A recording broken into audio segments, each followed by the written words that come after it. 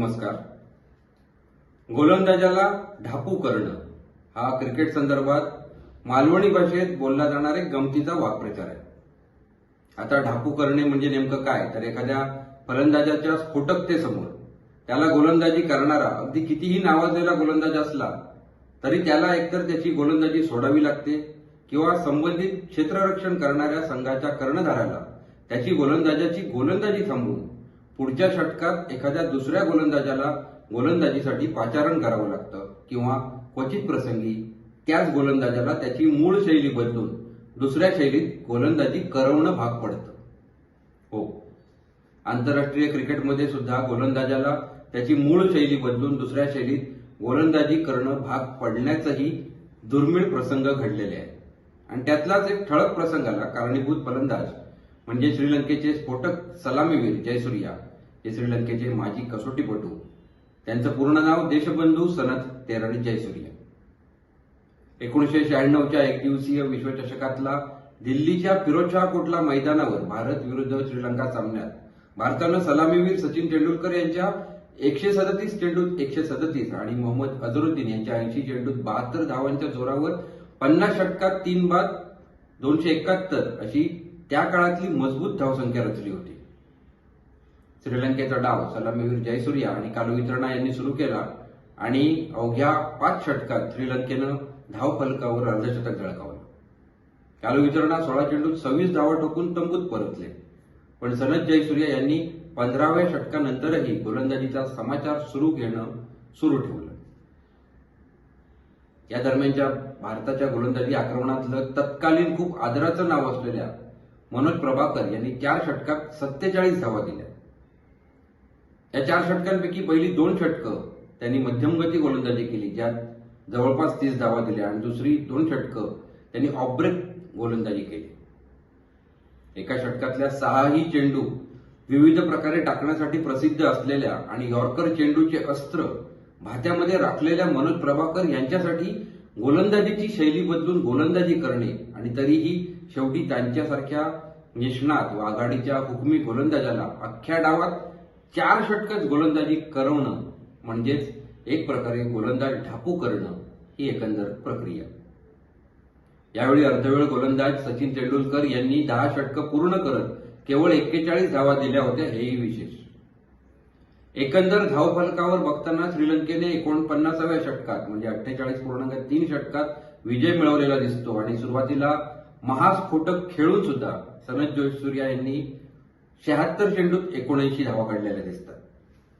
पण सनथ जयसूर्या यांनी सुरुवातीला मनोज प्रभाकर यांच्या गोलंदाजीच्या चिंधड्या उडवत त्यांना ढापू करून उर्वरित भारतीय गोलंदाजीच्या आक्रमणासमोर पुढच्या धावा हळूहळू काढत श्रीलंका अगदी आरामात विजयी झालेली दिसते.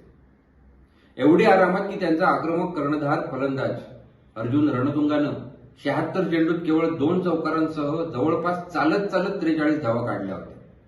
अर्थात दूर मारलेल्या फटक्यांवर अर्जुन रणतुंगा हे चालतच एकेरी धाव घेत असत, हेही खरं. हा सामना सनथ जयसूर्या यांच्या दंतकथा बनायच्या आरंभाचा सामना ठरला. भारतीय क्रिकेट चाहत्यांना 1996च्या विश्वचषकातील श्रीलंकेविरुद्धच्या साखळीतील आणि नंतर उपांत्य फेरीतील असे दोन्ही सामने आणि त्यांच्या आठवणी आजही नकोशा आहेत. तरी सनथ जयसूर्या नामक फलंदाजीच्या वादळाला भारतीय क्रिकेट चाहत्यांनी नेहमीच आदर आणि प्रेम दिले. त्यांच्या फलंदाजी, गोलंदाजी आणि क्षेत्ररक्षणासहित भरगच्च अशा अष्टपैलुत्वाला जागतिक क्रिकेटमध्ये आजही सन्मानानं पाहिलं जातं.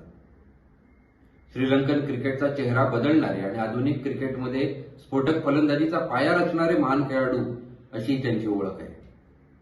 आज 22 फेब्रुवारी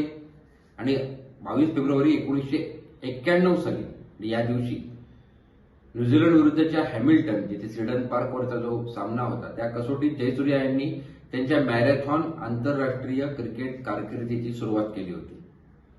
पदार्पणाच्या डावात त्यांनी 6व्या क्रमांकावर फलंदाजीला येत 35 धावा काढल्या होत्या. जयसूर्या यांनी सुरुवातीला संघात प्रामुख्याने एक फिरकी गोलंदाज, डावपुरा फिरकी गोलंदाज म्हणून स्थान मिळवलेलं. ते खालच्या क्रमांकावर फलंदाजीला यायचे, मात्र पुढे त्यांनी त्यांच्या आक्रमक फलंदाजीनं जगातल्या दिग्गज गोलंदाजांच्या मनात धडकी भरवली होती. देशबंधू सनथ जयसूर्या यांनी त्यांच्या कारकिर्दीत 110 कसोटी सामन्यात 6,973 धावा काढल्या होत्या आणि 98 बळी घेतले, ज्यात त्यांनी भारताविरुद्ध झळकावलेल्या 340 धावांच्या खेळीचा समावेश आहे. ही खेळी आजही श्रीलंकेसाठी कसोटीतील एका डावातली दुसऱ्या क्रमांकाची सर्वोच्च धावसंख्या आहे. एकदिवसीय क्रिकेटमध्ये तर त्यांचं नाव अजरामर आहे. 445 एकदिवसीय सामन्यात 13,430 धावा आणि 323 बळी घेणारे ते जगातील एकमेव अष्टपैलू आहे. 1996च्या विश्वचषकात जयसूर्या यांनी सलामीला येत पहिल्या 15 षटकात तुफानी फटकेबाजी करण्याची नवी रणनीती आखली, ज्यानं एकंदर क्रिकेटचा ढाचा बदलून टाकला. या ऐतिहासिक स्पर्धेत ते मालिकावीर ठरलेले होते. केवळ फलंदाजीच नव्हे तर त्यांनी त्यांच्या डाव्या हाताच्या फिरकीने अनेकदा सामन्याचं पारडं पण फिरवलेलं. एकदिवसीय सामन्यात सर्वाधिक बळी घेणाऱ्या गोलंदाजाच्या यादीत आजही ते वरच्या स्थानात आपल्याला आढळून येतील. 2004 ते 2008 अशा काळात त्यांनी श्रीलंकेचं यशस्वी नेतृत्वही केलं आणि सध्या ते श्रीलंकेच्या राष्ट्रीय संघाचे मुख्य प्रशिक्षक आहेत. मोतेरा हरिकेन अशा टोपण नावाने त्यांना ओळखलं जातं. 22 फेब्रुवारी 1991 हा दिवस म्हणजे आंतरराष्ट्रीय स्तरावर एखाद्या गोलंदाजाला ढापू करण्याची क्षमता राखलेल्या एका महास्फोटक आंतरराष्ट्रीय फलंदाजाच्या कारकिर्दीचा श्रीगणेशा करणारा दिवस म्हणून लक्षात राहतो. कालानुरूप झटपट फलंदाजीचे अनेक विक्रम, अनेक धावसंख्या रचल्या जात आहेत, पण अशा सगळ्या यादीत जयसूर्या यांचं नाव आजही हमखास कुठेतरी दिसतच राहतं. अगदी आयपीएलच्या पहिल्या मोसमात म्हणजे 2008 मध्ये सुद्धा मुंबई इंडियन्समधून खेळलेल्या आणि खेळाडू म्हणून तेव्हा बऱ्यापैकी वयस्क होऊन सुद्धा थकलेल्या असलेल्या जयसूर्या यांच्या नावावर KKR विरुद्ध जलद अर्धशतक नोंदवलं गेलेलं.